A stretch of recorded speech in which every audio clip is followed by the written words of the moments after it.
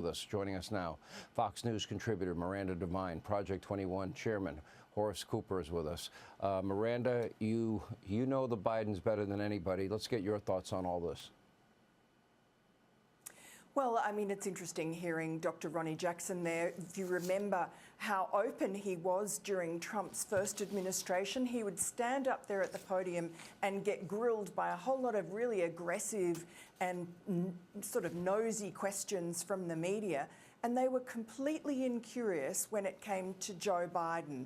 And, you know, Joe Biden and Jill Biden, they brought this Dr. Kevin O'Connor, who's not an MD, he's an osteopath, and they made him White House physician.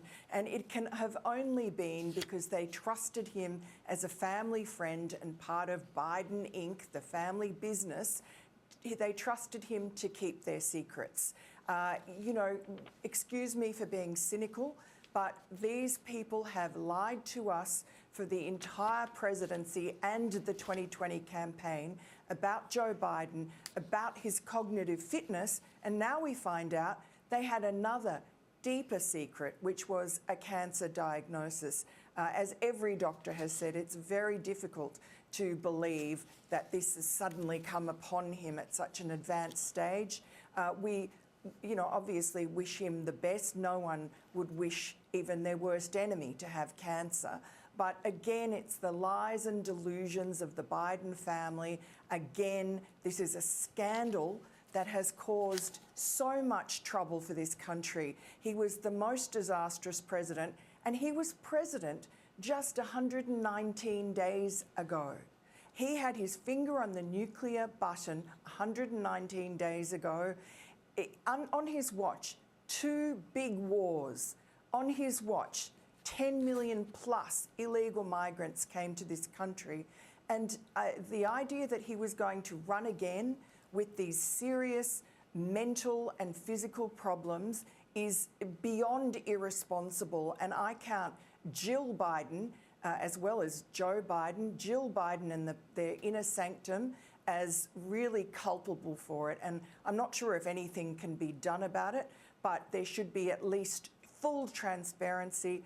And lastly, no one buys the timing right on the heels of the her audio coming out that Joe Biden fought tooth and nail to keep private, and right 2 days before this Tapper and Thompson tell-all comes out, again exposing the lies that they told. So it's again Joe Biden playing the sympathy card, which he has done throughout his career. You know, Horace, this is the easiest cancer to detect, the easiest to cure when you catch it early. But in light of the fact that it was institutional lying about his cognitive decline from both the White House and the legacy media mob, I guess nothing at this point should shock any of us. Look, what we're able to comprehend here is that this is not an accidental diagnosis. Now, I'm not a doctor. I'm just saying that what the overwhelming consensus is that this ailment, this sickness, this cancer diagnosis had been around. Now, the question is, has it been around for 2 years? Highly unlikely. Has it been around for 4 years? Maybe more likely. Has it been around for 6 or 8 years? Very likely. I mention that to say, therefore, there are more people than just immediate family members and a personal physician who are aware of it. This party, which I was on your program last week, and I said they had to have the emergency rescue alert. Well, the alarm has gone off.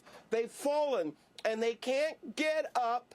And now we find out that someone has been digging a hole underneath the tomb where the body sits. That's where their party is right now.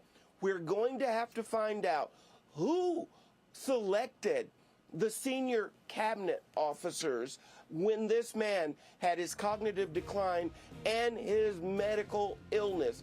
all of these major decisions were likely being made by players who knew what was going on even before he ran for office. All said. I can't disagree.